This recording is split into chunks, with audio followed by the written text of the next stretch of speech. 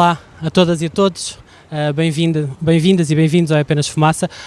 Tivemos alguns problemas técnicos, mas estamos de volta à emissão. Estamos na Rua do Século, sede do Ministério do Ambiente, onde há cerca de 15 minutos 6 ativistas que se manifestam contra a autorização dada ao furo de prospecção de petróleo ao largo de Algesur.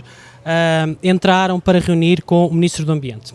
Entrou a poetisa e escritora Lídia Jorge, entrou a ativista de Sines, Eugénia Santa Bárbara, Ana Matias, do Climáximo, e João Camargo, também do Climáximo, Rui Horta, conhecido coreógrafo que tem as suas oficinas em Montemor Novo, e Graça Passos, do Tavira em Transição. Os 6 foram entregar uma carta aberta ao Ministro, onde pedem, e que será lida mais tarde aqui fora, onde pedem que não se avance para este furo de prospecção de petróleo, que foi autorizado pela Agência Portuguesa do Ambiente há uma semana ao consórcio Enigalp, sem avaliação de impacto ambiental. O que é que aconteceu? Em janeiro deste ano, o Secretário de Estado da Energia, Jorge Seguro Sanches, autorizou o prolongamento dos trabalhos nesta concessão que é detida pela Enigalp, a concessão Santola, uma das 3, autorizou mais um ano, o prolongamento de mais um ano de trabalhos.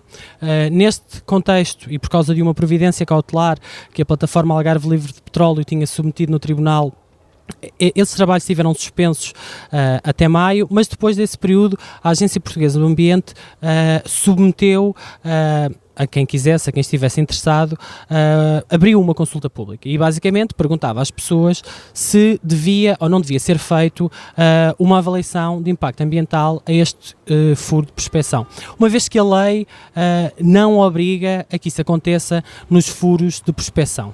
Obriga sim aos furos de exploração, mas não aos furos de prospecção, pelo menos é esse o entendimento da Agência Portuguesa do Ambiente e da lei. Ora, a Agência Portuguesa do Ambiente, depois dessa consulta pública ter sido aberta, tinha 20 dias para se pronunciar e pronunciou-se. Pronunciou-se, fez ontem uma semana, dizendo que não havia riscos para o ambiente de realizar-se este furo. E, portanto, uma vez que não havia riscos significativos para o ambiente, na opinião da Agência Portuguesa do Ambiente, ele podia ser feito sem avaliação de impacto ambiental. Mais ou menos meia hora depois da conferência de imprensa na sede da Agência Portuguesa do Ambiente e destas palavras, Nuno Lacasta, que é o presidente, uma outra conferência de imprensa, onde estava o Ministro do Ambiente, João Pedro Matos Fernandes, o número 2 do Governo, Ministro dos Negócios Estrangeiros, Augusto Santos Silva, e o Secretário de Estado da Energia, Jorge Seguro Sanches, faziam uma conferência de imprensa conjunta e diziam basicamente que, apoiavam a realização deste furo e secundavam politicamente a decisão da APA, a que chamaram de técnica e não de política, dizendo que isto não punha em causa a neutralidade carbónica com a qual o Governo se comprometeu até 2050 e que isto poderia ser, nas palavras dos governantes, até uma oportunidade para, neste período de transição, diziam os ministros e o Secretário de Estado, substituir as importações de petróleo e de combustíveis por aquelas que viessem eventualmente a ser descobertas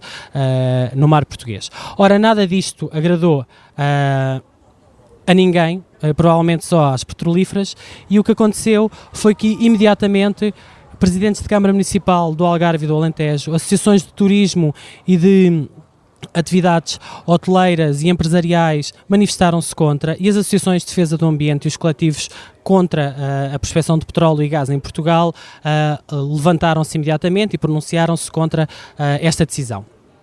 Para hoje foi convocada aqui, às 17, este encontro de vários ativistas que nós podemos ver ali daquele lado, e estão aqui várias pessoas a manifestarem-se contra a realização deste furo. Nós vamos até lá para tentar falar com alguns deles, enquanto lá dentro decorre reunião entre o Ministro e os ativistas. Estão aqui vários coletivos e várias pessoas que aguardam esta reunião e por terminar esta reunião em que se foi dizer ao Ministro basicamente que não se queria a realização deste furo.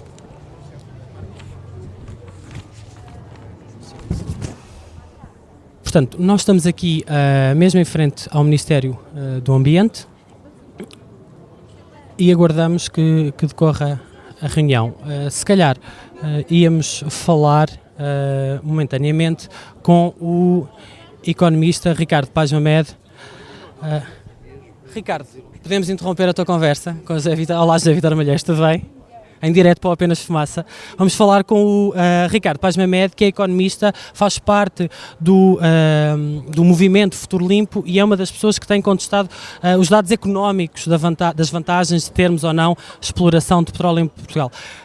Ricardo, vamos conseguir, como disseram os ministros há uma semana, substituir importações de petróleo por aquilo que eventualmente extrairíamos do mar de Algesur? Talvez fosse possível extrair, primeiro, se houvesse petróleo e segundo, se o petróleo fosse explorado para ser utilizado em Portugal. O que as pessoas não percebem, aparentemente, ou algumas pessoas não percebem, é que o que está aqui em causa são contratos para empresas privadas, no caso da Eni, uma multinacional, vir extrair petróleo em Portugal, que venderá nos mercados internacionais aos preços internacionais e, portanto, não é pelo facto de haver esta extração de petróleo que, em primeiro lugar, se vai deixar de importar, em segundo lugar, que é outro mito, que as pessoas em Portugal vão passar a pagar petróleo mais barato. Estes contratos estão feitos para que haja empresas exploradoras petrolíferas que vão fazer dinheiro e vão deixar para o país não só rendimentos que são muito baixos, mas acima de tudo riscos elevados que se concretizarem têm de ser assumidos por todos nós. Portanto, o que tu estás a dizer é que, tendo em conta os contratos que estão assinados, o petróleo, o valor do petróleo e dos combustíveis que são vendidos em Portugal, provavelmente não baixará e isso não terá qualquer impacto na fatura das pessoas, por exemplo, de gasolina. Não é provavelmente, não baixam mesmo. O petróleo é transacionado em mercados internacionais. As empresas que distribuem petróleo em Portugal compram nos mercados internacionais e vendem-no em Portugal dentro daquilo que são as regras do mercado dos combustíveis. O facto de haver extração de petróleo na costa portuguesa não implica uma alteração deste sistema de mercado, desta estrutura de mercado. As empresas que extraírem o petróleo da costa portuguesa, caso ele exista, caso isto não seja fumaça, o que vai acontecer é que vão vender esse petróleo nos mercados internacionais, aos preços internacionais, onde as distribuidoras portuguesas, se quiserem comprar, irão comprar aos preços que forem vendidos e se não quiserem pagar um preço elevado, outros pagarão e, portanto, terão de se fornecer de alguma forma. Mas se ele não existir, qual é o problema de fazer este furo de prospeção? Bom, em primeiro lugar, os contratos não são contratos para prospeção. Isso é um outro dos grandes equívocos que, infelizmente, o Governo tem fomentado. Isto são contratos para prospeção e exploração de petróleo, o que significa que, a partir do momento que avança o furo, as empresas que estão a fazer o furo têm o direito de explorar e, aliás, nem aceitariam as condições contratuais se não lhes fosse dado esse direito de exploração. Portanto, isto não são iniciativas para ver se há petróleo, isto são iniciativas para ver se há petróleo e explorá-lo, em primeiro lugar. Em segundo lugar, há aqui um problema que tem a ver com a natureza dos contratos, que tem a ver com o nível de responsabilidade civil assumida pelas petrolíferas. As petrolíferas, se houver um acidente qualquer, seja na fase de prospeção, seja na fase de exploração, a responsabilidade máxima que elas podem assumir é aquela que tem a ver com o seu capital social. Ora, houve aqui uma manobra, que é uma manobra infeliz para o Estado português ter aceito isto, que é o facto do contrato ter sido assinado com sucursais que têm um nível de capital social muito limitado e, portanto, os custos que tipicamente estão associados, que já aconteceram em muitos lados do mundo, a um derrame de petróleo, a empresa só cobra dentro daquilo que estiver coberto pelo seguro que não está estipulado no contrato e daquilo que é o seu capital social, que fica muitíssimo abaixo de qualquer acidente grave que tenha acontecido a nível internacional.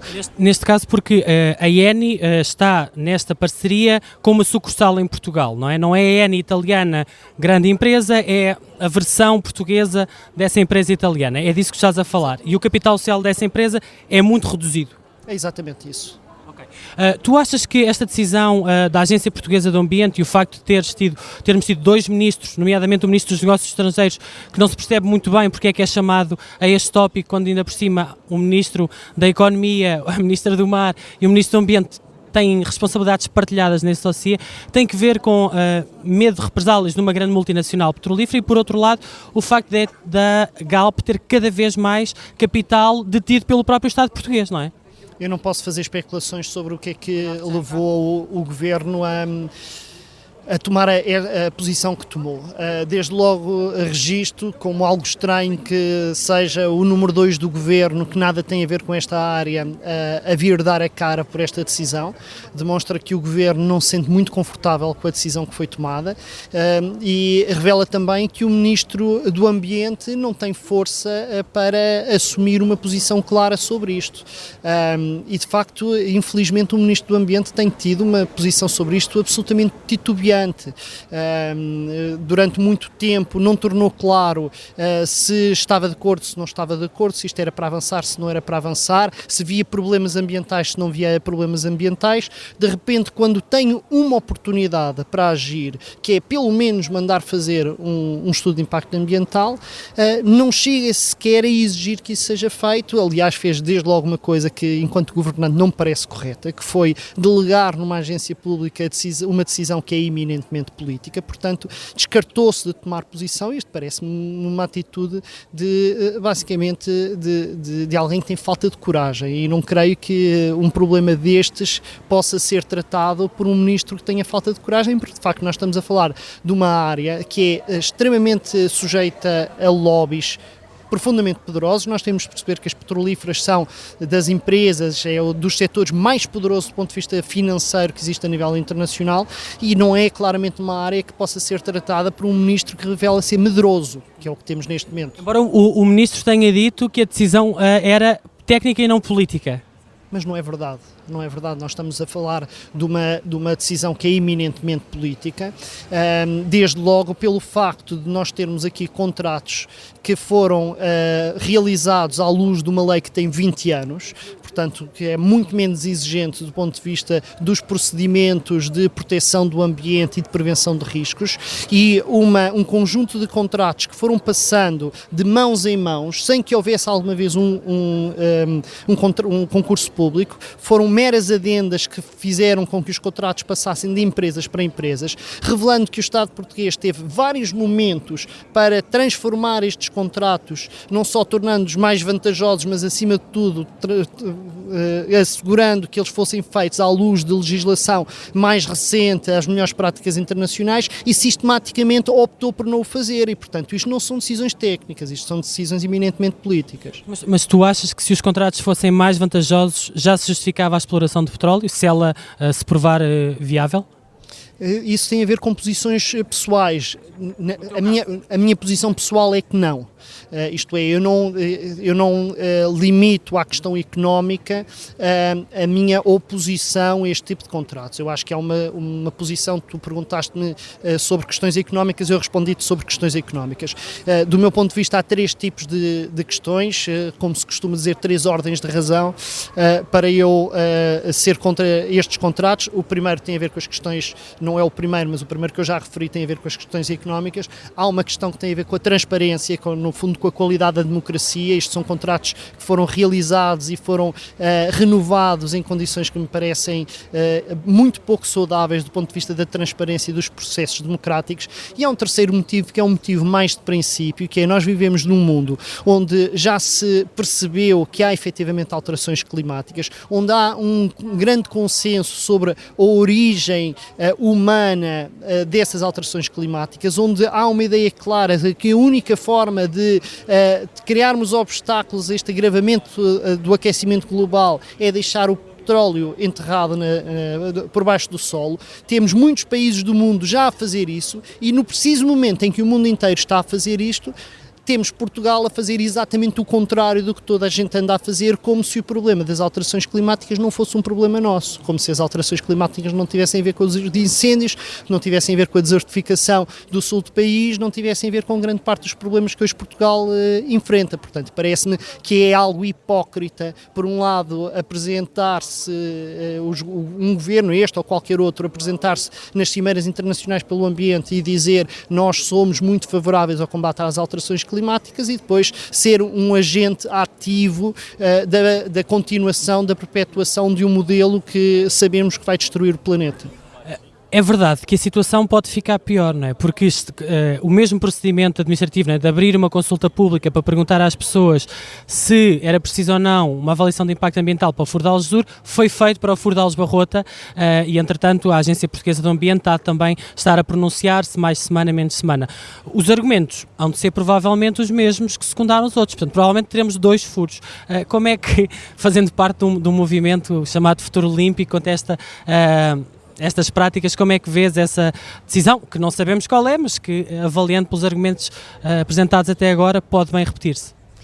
Eu, correndo o risco de passar por profundo ingênuo, confesso que ficaria ainda mais surpreendido se houvesse alguma aprovação de um furo offshore, onshore, isto é, em terra, do que um furo fora, no fundo, no alto mar. Porque nos furos do alto mar há sempre aquelas desculpas do género, fica longe, não prejudica ninguém, se houver acidentes eles são controlados, os riscos sísmicos são diminuídos, as metodologias de prospecção não são as mesmas, enfim, um sem número de argumentos que, no caso dos furos em terra, verdadeiramente são impossíveis de esgrimir. Portanto, se já me parece chocante que não haja uma posição firme em relação aos furos ao largo de Algesur e tudo que seja offshore, um furo em terra seria algo que me deixaria verdadeiramente perplexo. Ricardo, muito obrigado pelas tuas palavras e por teres falado connosco. Nós vamos continuar em direto. Estão aqui outros órgãos de comunicação social, está cá a SIC, está cá a RTP, está cá a Agência Lusa, e uma das coisas que vamos tentar perceber também com outras pessoas que estão aqui é porque é que se opõe, não é? Está aqui também o deputado do Bloco de Esquerda, Jorge Costa, está o cineasta António Pedro Vasconcelos, também do Futuro Limpo, Jorge Vitor Malheiros, do Futuro Limpo também, conhecido jornalista, e estão outros ativistas, está a Carla Graça, da Zero, estão outros ativistas das associações de defesa do ambiente. Ora, se calhar era importante revermos e percebermos um pouco da história deste furo. Este furo começa com um contrato que foi assinado para a bacia do Alentejo em 2007, portanto há 11 anos. E o contrato de prospecção foi assinado com o consórcio da Hardman Resources, a Galp e a Partex. Era na altura ministro Manuel Pinho, era Ministro da Economia. Em 2010 há uma alteração, aquilo que o Ricardo Paz Mamede falava, das diferentes recomposições que não foram alvo de concursos públicos, houve uma recomposição no grupo de empresas que detinha a concessão. E, portanto, a Partex, que é uma empresa da Fundação Carlos Gulbenkian e Hardman, abandonaram este consórcio e a Galp manteve-se, entrando a Petrobras, a brasileira, a empresa petrolífera brasileira. Em 2014, 4 anos depois, a Petrobras sai e entra a italiana Eni, que fica com 70% do projeto, e a Galp, a portuguesa Galp, fica com 30%.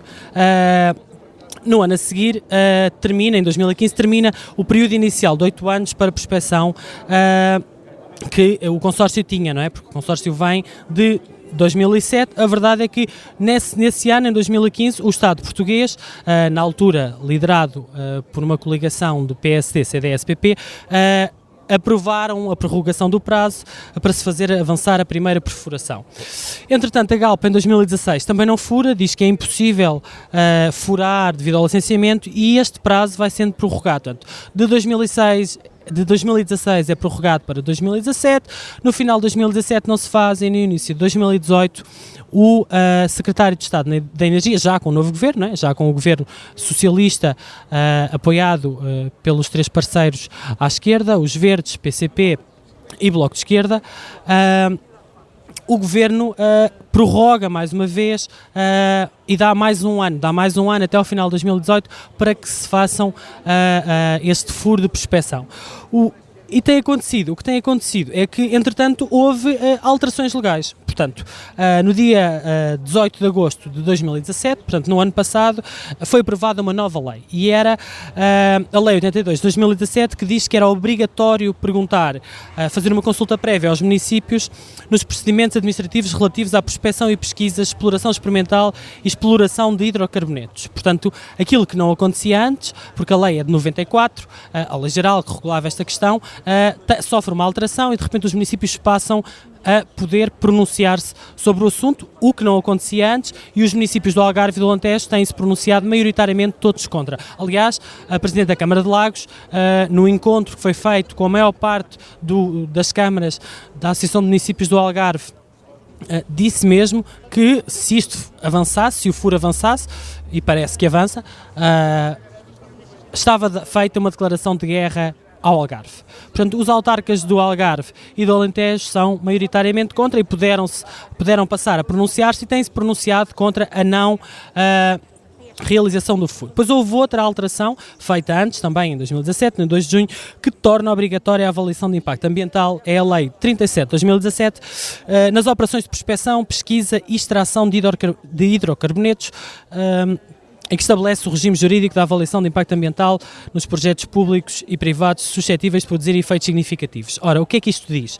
Diz basicamente que agora a lei, e há aqui uma diferença de interpretação, quem defenda que era necessário ter feito uma avaliação de impacto ambiental e, pelos vistos, a Agência Portuguesa do Ambiente que acha que não tem que ser feita. O que aconteceu foi a entidade reguladora para os mercados de combustíveis, que é quem passa a licença para estas questões, tem que pedir à Agência Portuguesa do Ambiente um parecer prévio à Autoridade de Avaliação de Impacto Ambiental. E o que fez a Agência Portuguesa do Ambiente para emitir esse parecer foi abrir a tal consulta pública, que esteve aberta durante 20 dias, 30 dias úteis, na verdade, e em que perguntava às pessoas se elas achavam que devia ou não devia ser feita a avaliação de impacto ambiental ao furo de Algesur. O que é que aconteceu? Essa consulta pública esteve aberta entre 5 de março e 16 de abril e a Agência Portuguesa do Ambiente tinha 20 dias para apreciar. Apreciar o quê? Apreciar a intenção da ENI e da Galp em fazerem um furo com 1070 metros de profundidade, é por isso que se chama Deep Offshore, portanto em profundidade e offshore além da costa, no mar profundo, que fica mais ou menos a 46,5 km da costa de Algesur e a 88 km do Porto de Sines, que é onde será a base logística das operações. Portanto, os estaleiros e a base logística serão montados lá e depois há todo um trajeto que é feito até ao local da sondagem.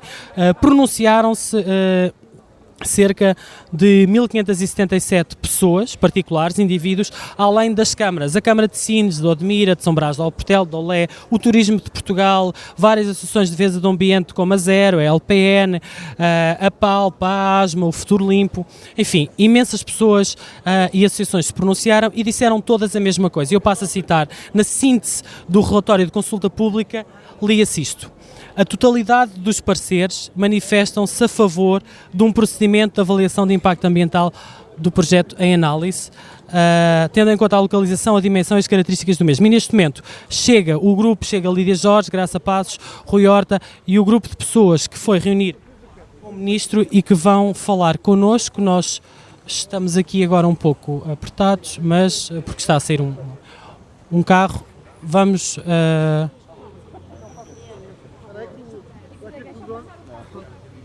Há aqui alguma confusão. Aguardamos Lídia Jorge, a poetisa, vai ler a carta aberta que foi entregue ao Ministro do Ambiente e, portanto, aguardamos um pouco aqui neste largo da Rua do Século que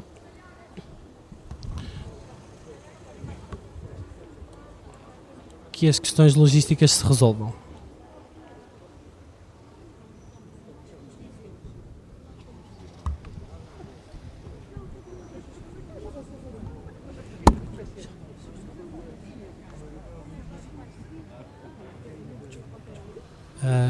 Estamos a preparar...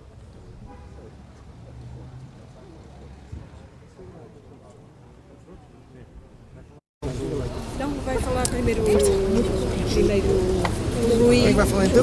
Rui. Então, Um pouco mais à frente, são Sim. então Eu vou já falar com ele. boa tarde a todos. Nós fomos recebidos pelo Sr. Ministro do Ambiente e, na verdade, aquilo que aqui viemos fazer foi exigir a admissão do Sr. Ministro do Ambiente. Foi uma conversa aberta, em cada um exprimiu as suas opiniões.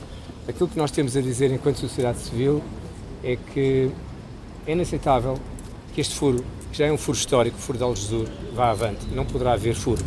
Nós não queremos que haja exploração de petróleo em Portugal.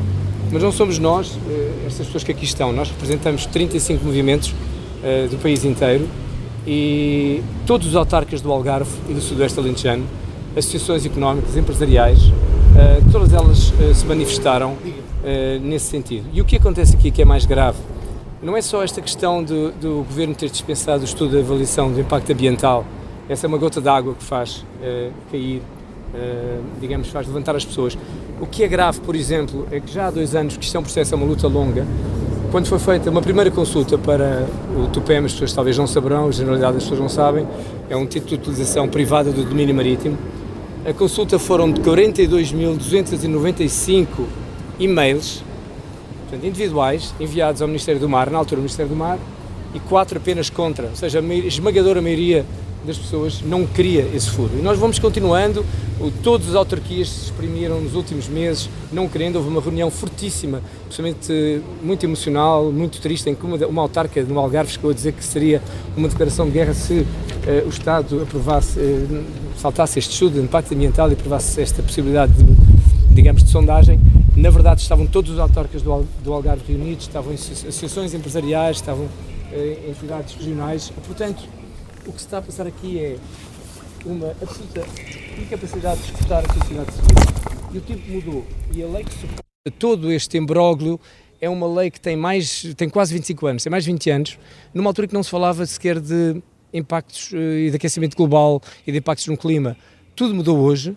E eu gostava de lembrar que, inclusive, este contrato é um contrato assinado no tempo de José Sócrates e pelo ministro Manuel Pinto também, e, portanto, tendo condições absolutamente ridículas, portanto, é um contrato ruinoso. Portanto, vêm os números, de repente aparecem nos jornais com imenso dinheiro, aparece não sei quantos postos de trabalho, é mentira, é completamente mentira. Isto é um contrato que dá menos de 6% depois dos gastos iniciais serem retirados. Estas empresas, o consórcio é maioritariamente internacional, os seus impostos vão ser pagos fora de Portugal. Meu Deus, quer dizer, não vale a pena pensarmos no impacto que isto tem num Algarve, que é um Algarve que está neste momento, do ponto de vista do turismo, a encontrar uma estabilidade e um turismo que não é sazonal, que está a fazer um esforço enorme para se qualificar, e de repente nós transformamos numa potência petrolífera. Não faz sentido nenhum. Não sei se algum dos meus colegas quer dizer alguma coisa. Não. Talvez a Lídia como... Não vamos ler, mas a Lídia pode falar. Lídia Jorge.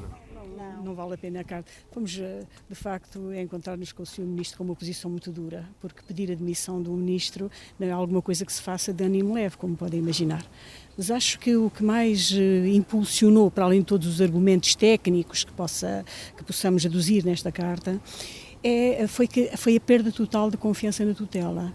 Porque o que acontece é que, neste momento, dispensa-se o estudo de impacto ambiental. Também se diz que não haverá mais contratos até durante algum período, mas a verdade é que nós percebemos que não há palavra de honra sobre esta questão, porque o Ministro, eu acho que ele ficou um pouco chocado connosco, com esta nossa atitude, mas a verdade é esta, é que está perdida a confiança, porque o facto de dizer que é legal, pois é legal, mas moralmente não é admissível.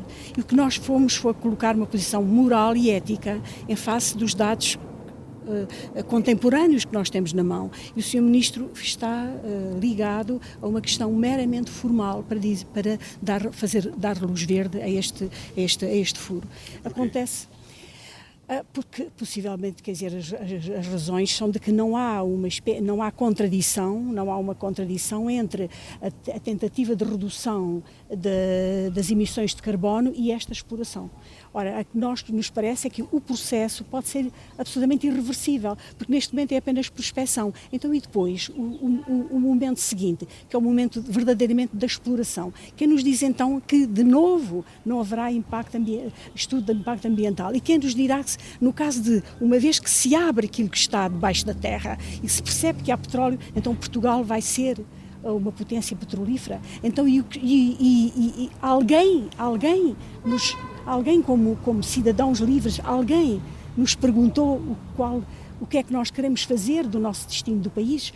Alguma vez algum dos senhores que aqui está votou em algum partido que tivesse no seu programa eleitoral falado da questão de que queria transformar este país numa potência petrolífera? Nunca nenhum de nós foi às urnas pôr lá o seu voto por um partido que tivesse defendido essa posição. Ora, o Algarve, como se sabe, teve 3 fases. Teve uma fase antes do 25 de Abril, durante o período da ditadura, que mudou o seu sistema de produção, o seu sistema económico. Passou da pesca e do mundo da agricultura para o turismo. A seguir ao 25 de Abril foi uma criação de indústria turística absolutamente descontrolada.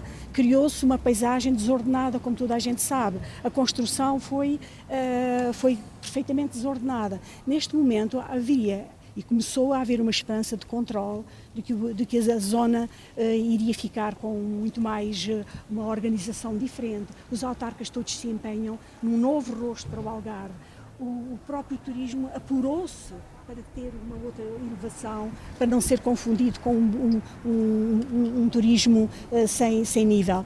E neste momento aparece uma ameaça que não é apenas uma ameaça que está daqui a 2 anos, é daqui a 10, a 15 ou 20 anos. E não há uma perspectiva sobre a qual nós possamos ter confiança. Portanto, aquilo que nós fomos fazer foi muito duro, é muito duro. Penso que o Sr. Ministro ficou chocado.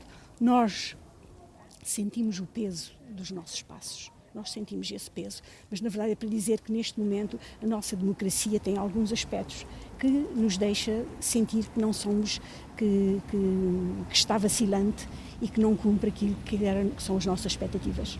Mas se mudar o ministro e não mudarem as políticas, qual é a vantagem dele se demitir? Não, isso não tem significado nenhum, quer dizer, mudar o ministro, mudar as políticas, quando se pede essa mudança, pede-se exatamente para se fazer sentir que é necessário alguém que não diga apenas que está cumprindo a lei, mas que está cumprindo um projeto de futuro coerente. O próprio Primeiro-Ministro disse ontem no Parlamento que secundava esta decisão. Portanto, também vão pedir a demissão do Primeiro-Ministro? Não sei, acho que este passo agora foi dado, a seguir ver se há. O que é que o Ministro vos disse? Não, disse que era legal, que era legal, mostrou como era legal, mostrou o seu ponto de vista legal e mostrou que era suportado, digamos, por outras instâncias do Governo. Não? Eu gostava de dizer sobre o legal, nem tudo o que é legal está certo. E toda a história do nosso século e toda a história das conquistas, nomeadamente, por exemplo, a emancipação da mulher, por exemplo, a emancipação dos trabalhadores, a luta por um horário de trabalho digno, etc. Tudo foi conquistado com situações que não eram legais, com muita desobediência civil, com sacrifícios, mas sobretudo com uma sociedade civil consciente do seu futuro. E hoje em dia o que está aqui é algo que as pessoas não contavam. É uma sociedade civil extremamente informada e que é ativa. E isso é muito importante que os nossos políticos ouçam e que nos escutem. Estes movimentos são movimentos de pessoas que tiram tempo à sua vida no dia-a-dia para fazer a sua militância, a sua informação, para espalhar conhecimento, fundamentalmente conhecimento, um estado de alerta. Nós gostamos imenso do nosso país. Nós não queremos ver o nosso país vendido em retalhos. Neste momento já toda a costa portuguesa e uma grande parte das zonas do interior, sobretudo do litoral, estão concessionadas. Houve algumas vitórias, mas a nossa pressão tem sido muito forte. Há situações, o furos que foram cancelados, o fracking na zona de Algesur que foi, o furo da Rio Formosa. Este furo hoje é histórico. Nós não vamos deixar passar este furo. Nós não queremos este furo. Portugal não quer este furo. E Portugal são aqueles que elegem os políticos. De que forma é que não vão deixar passar este furo? Eu não sei, eu sou uma pessoa normal, eu tenho 3 filhos, saí mais cedo do trabalho para estar aqui hoje, não faço ideia, não sou um político. Acho que as pessoas estão absolutamente cansadas, acho que sentem que não foram respeitadas. Não sei, eu dou-lhe um exemplo, o ano passado em 2 praias, de um dia para o outro, mobilizou-se um cordão humano e numa das praias, no Amado, houve 1000 e tal pessoas, em Tavira talvez 2000 pessoas, um cordão humano enorme. É assim, nós sentimos que as pessoas estão extremamente preocupadas, nós sentimos que a sociedade civil quer ouvir a sua voz e é muito importante que nos escuta, não pode haver um autismo em relação àquilo que nós sentimos. A mesma consulta pública que foi aberta para Algesur foi aberta também para o furo de Aljubarrota e a Agência Portuguesa do Ambiente há de pronunciar-se. O que é que esperam que aconteça? Podes responder, João. João Camargo. Se olharmos para aquilo que foi esta consulta pública, não há nenhum motivo para achar que o furo de Aljubarrota, que está planeado para o início de 2019, não tenha exatamente o mesmo tratamento, que é pegar na avaliação de impacto ambiental e mandá-la para o caixote do lixo, que é exatamente o critério que foi utilizado aqui. O único documento técnico utilizado para justificar e para fundamentar esta decisão foi um documento feito pela ENI, pela petrolífera que quer fazer o furo. E ela é a única base técnica apresentada aos cidadãos para se pronunciarem sobre a avaliação de impacto ambiental e às entidades públicas que também se pronunciaram. Os cidadãos pronunciaram-se contra, as entidades públicas, infelizmente, e vá-se lá saber porquê, pronunciaram-se a favor e, portanto, isentaram de uma avaliação de impacto ambiental com base num documento técnico produzido por uma parte interessada, que é a ENI, e no caso de Aljubarrota, o mesmo documento produzido pela Australis Oil and Gas. Quais são os próximos passos? Felizmente já tem havido vários encontros de vários movimentos, tanto no Algarve como fora do Algarve. Nós faremos tudo o que for necessário para parar o furo de Algesur e também para parar o furo de Aljubarrota. Tudo o que for necessário.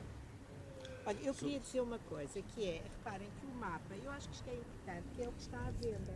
A Ministra do Mar está a vender, reparem, isto é a costa, e é toda a costa de Portugal. Quando a Lídia Jorge diz que ninguém votou num partido que ia transformar Portugal numa potência, é isto que está em causa. Reparem, não há um bocadinho de costa que não esteja à venda. Eu acho que isto é fundamental perguntar, e é isso que nós perguntamos também ao Ministro, qual é que é a justificação para isto? Porque consultaram alguém, é que não é só o Algarve.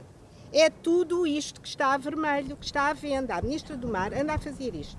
Portanto, é preciso ter ideia de que isto implica o país inteiro. Mas há garantia que não há mais concessões até o final. Mas isso quer dizer o quê? A Ministra do Mar continua a vender e a promover para venda. Não há este ano e quer dizer o quê? Portanto, reparem, é tudo contra toda uma região. O Poder Local pediu uma reunião ao Primeiro-Ministro no dia 22 de fevereiro. Qual é que foi a resposta? Nenhuma. Isto faz sentido que uma região inteira peça uma reunião de urgência ao Primeiro-Ministro e que ainda não tenha resposta? Não sei se acham que faz sentido. Acham que faz sentido que o Ministro do Ambiente esteja em silêncio? O Ministro do Ambiente é suposto proteger os recursos naturais. Pedimos uma reunião, disse-nos para reunir com o Ministro da Economia. Acham que faz sentido termos um Ministro? Então para que é que temos um Ministro da Economia? Não vale, do Ambiente? Não vale a pena, não é? Se não protege, além disso, para além do arboricídio, andam a cortar árvores pelo país todo e a depositar lamas no momento natural das portas de roda. Não queremos um ministro que não defenda o ambiente, queremos um ministro que defenda verdadeiramente o ambiente. Bom, não há grande dúvida sobre o objetivo deste encontro. As associações de defesa do ambiente e os coletivos que reuniram com o Ministro querem a demissão e há, aliás, cartazes que se levantaram neste momento com a frase demissão imediata.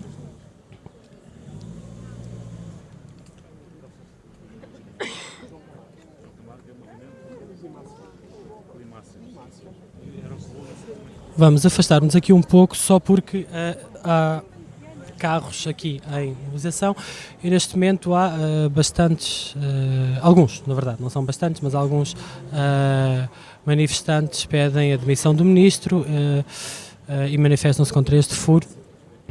Na verdade, o próprio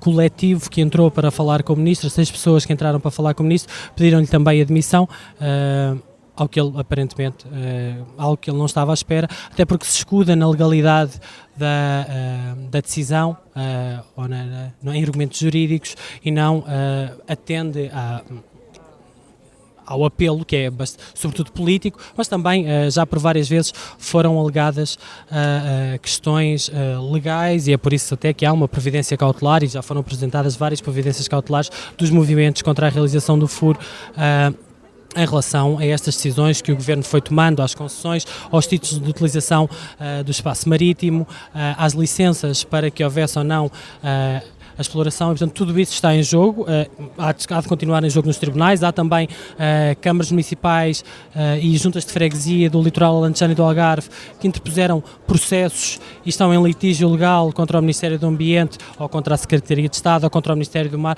porque esta é uma questão que está repartida por 3 ministérios diferentes, na verdade 4, a partir do momento em que o Ministro dos Negócios Estrangeiros, Augusto Santos Silva, se juntou à troika de ministros do Governo que lida com a questão do petróleo, portanto a Ministra do Mar, o Ministro da Economia e o Ministro do Ambiente. Vamos esperar reações do Ministro, provavelmente o Ministro falará mais tarde, ou não sei se fará alguma declaração pública ou se reagirá, mas a verdade é que nada daquilo que o Primeiro-Ministro disse no Parlamento ontem é diferente do que disse o Ministro do Ambiente. Ontem, questionado pela deputada dos Verdes, Elisa Apolónia, sobre a realização deste furo deste furo de prospecção sem avaliação de impacto ambiental, António Costa defendeu o seu Ministro e disse que tem que se cumprir a lei e, portanto, a lei permite que o furo seja feito sem avaliação de impacto ambiental e é isso que acontecerá. Também é verdade que na declaração que foi feita há uma semana e em que os vários responsáveis políticos fizeram uma conferência de imprensa conjunta, aquilo que dizia o Ministro dos Negócios Estrangeiros era que o compromisso de Portugal de ser neutro em carbono em 2050 não estava em causa. E disse ainda mais, disse também que a confirmar-se a existência, e estou a citar, a confirmar-se a existência de reservas de petróleo, isso contribuirá para a substituição de importações, visto que a fatura que a importação de petróleo na balança comercial portuguesa é muito elevada, estando a reduzir a dependência do petróleo.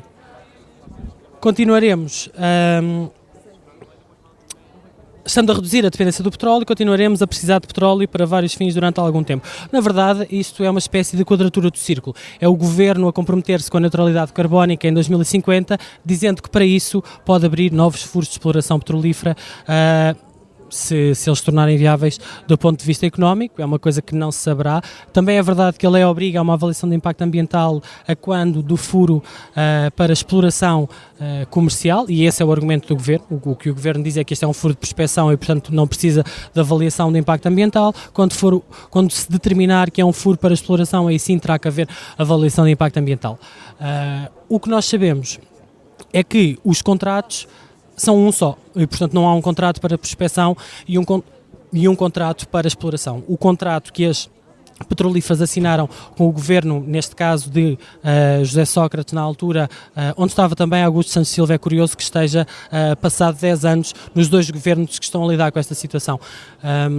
O que diz esse contrato é que são contratos de pesquisa, prospecção, exploração e desenvolvimento de petróleo. Portanto, é um só contrato para fazer tudo isso e a grande suspeita dos movimentos de defesa do ambiente, dos ativistas locais, das câmaras, é que uma vez permitindo este furo e descoberta a existência de petróleo ou não, tudo o resto se faça sem grande problema, porque o contrato é só um e o contrato diz claramente que é para prospecção e para produção de petróleo. Nós vamos ficar por aqui com este direto. Acompanhem-nos em www.apenasfumaca.pt, também no nosso Facebook, facebook.com/apenasfumaca, e no Twitter daremos notícia e nota desta situação e deste assunto que vamos continuar a acompanhar, e subscrevam a nossa newsletter se quiserem receber os nossos episódios semanais. Até já!